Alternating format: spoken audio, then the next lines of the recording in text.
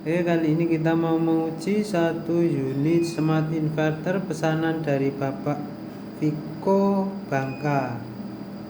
Ini kapasitas 5000 watt 48 volt, dilengkapi dengan MPPT solar charger. Ini seperti ini barangnya. Ini memakai box ukuran 40 kali 60 dengan ketebalan 20 cm. Untuk tampilan depan seperti ini.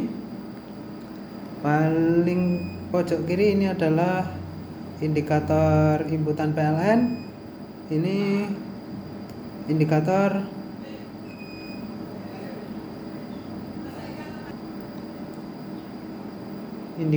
inverter. Ini indikator PLN. Ini yang aktif sekarang adalah inverter. Terus yang bawah ini adalah switch on off inverter. Ini nyala hijau, posisi inverter on, off dia nyala merah, atau memproteksi dia akan nyala merah. Untuk yang tengah ini adalah parameter smart inverter atau controller dari inverter ini ya. Yang sebelah kanan ini adalah controller untuk MPPT. Untuk menu-menu kita nanti lihatkan sekilas saja karena kita sudah sering jelaskan untuk menu-menu di dalamnya, dan ini fungsinya untuk apa sudah kita jelaskan. Untuk produksi panel kita hari ini cuaca mendung di 90 watt, dari PV cuma 51 volt, cuaca hujan ya. Oke, untuk dalamannya kita lihat.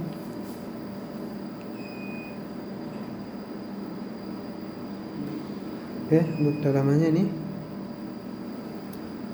yang paling atas adalah blok ATS. Jadi untuk ATS-nya berada di atas.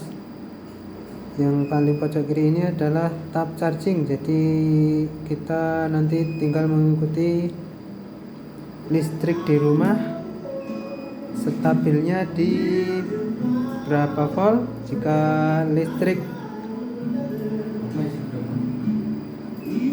stabil di 225, kita cukup di tab 1. Jika listrik di 200 volt bisa di tab 2, listrik di bawah 200 bisa di tab 3. Ini untuk kontaktor inverter, kontaktor PLN.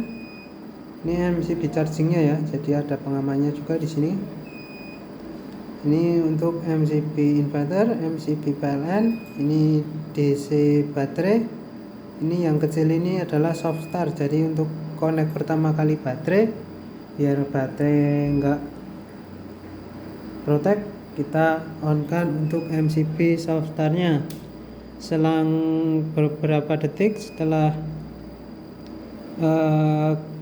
kapasitor cukup terisi, kita bisa on kan untuk MCB DC utama, dan kita matikan MCB soft startnya.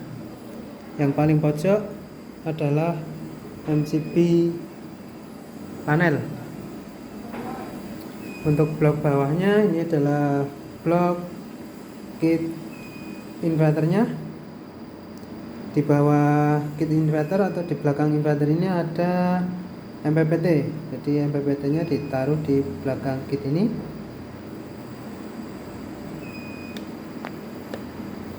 Lanjut ini yang bawah, ini blok trafo step up. Jadi dari 48 volt ke 220 volt ini lewat trafo ini, trafo full tembaga murni ya.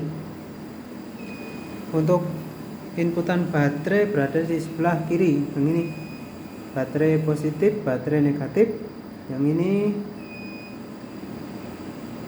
untuk panel surya masuk ke sini, baterai negatif, baterai positif. Untuk inputan PLN berada di sini. Ini sudah ada keterangannya ya. Ini outputnya juga berada di sini, paling bawah ini. Untuk kipas sendiri, yang satu ini mutar standby, yang satu ini dan di sini nanti akan muter saat suhu di dalam panas mencapai suhu yang kita setting di SPWM Atmega. Oke, jadi seperti itu untuk bagian dalamnya. Kita lanjut lihatkan menunya sekilas saja.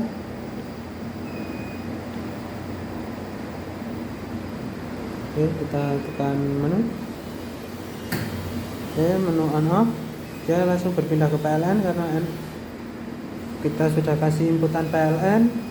Auto off, jadi saat menyentuh 47 dia akan berpindah ke PLN saat di mode hybrid atau inverter. Auto on, ini berpindah lagi ke inverter 50,2. EOD batasan bawah, over DC, adjust baterai standar Indonesia, auto on kembali setelah overbat, idle fan, buzzer yang berbunyi, prioritas, hybrid, standby on, charger on di 49,2, off di 53. Ini temperatur charging saat menyentuh suhu 75 derajat, sistem charging off, relay on di 4 ya atau 45,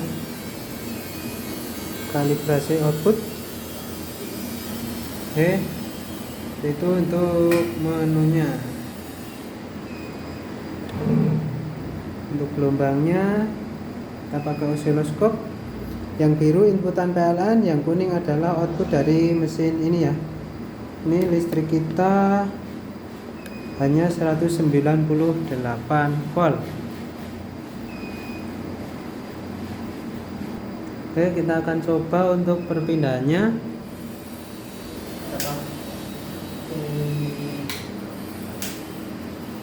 Kita pakai bolam itu kelihatan. Kita akan turunkan untuk batasan bawah baterai. Jadi saat nanti menyentuh batas bawah baterai, dia akan berpindah ke PLN. Baterai sekarang 49,2. Karena PLN kita kecil, takut nanti anjlok, jadi kita turunkan untuk batasannya ya. 48,5 dia akan berpindah ke PLN. 49 berpindah ke inverter lagi.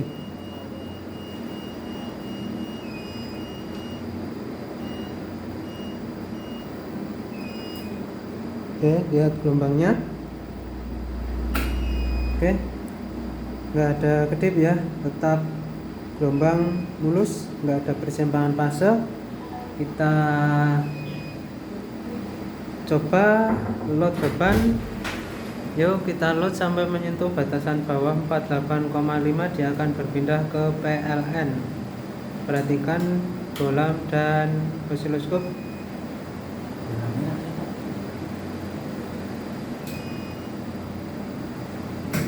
Oke, berpindah ke PLN mulus, nggak ada kedip ya, nggak ada persimpangan fase. Saat baterai naik menyentuh angka 49 volt, dia akan berpindah lagi ke inverter. Oke, berpindah ke inverter. Gelombang tetap ketemu ya, nggak ada persimpangan fase, tetap aman.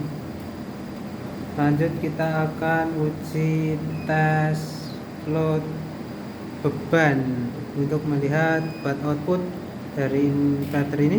Oke, ini 3000 watt low DC ya, karena ini sudah menyentuh 48 volt. Tadi settingan kita 48,5, tapi masih punya sisa backup sampai 45 volt. 3000 watt 3.500 tambah lagi 4.600 tambah lagi. Oke, off ya. Kita putar dulu untuk batasan arusnya dulu. Batasan arusnya di sini ya, ada trim pot over current. Ini masih low DC ya. Kita tunggu sampai baterai naik menyentuh angka 50.49 volt. Ini cuaca di sini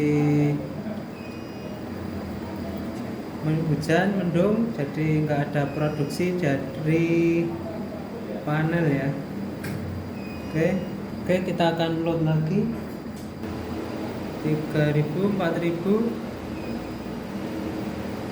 Untuk gelombangnya tetap stabil ya, nggak ada cacat. Kita tambah lagi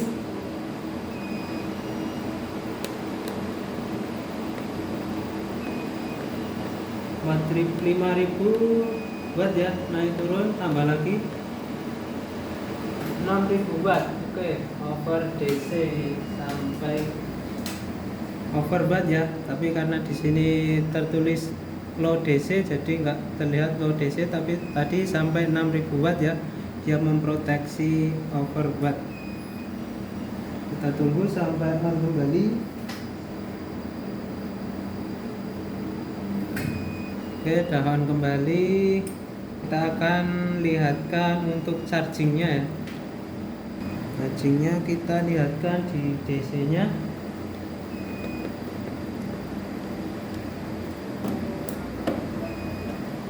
Tadi PLN kita hanya 200 volt ya. Kita akan matikan untuk PV.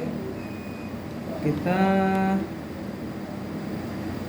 untuk charging ini kita putar dulu untuk tabnya, baru kita on kan MCB charging, karena dia akan melalui soft start dulu ya. Jadi kalau kita naikkan dulu untuk MCB nya, lalu kita putar tabnya, nanti otomatis MCB rumah kita bisa trip. Jadi kita putar dulu untuk MCB charging, kita naikkan MCB chargingnya. Oke, di DC nggak ada charging ya, karena listrik kita kurang dari 220. Kita coba tab 2, kita putar, kita naikkan, hanya terbaca 1 ampere ya di tab 2. Lanjut kita tab 3. Oke, jatuh. Di tab 3 terbaca 6 ampere.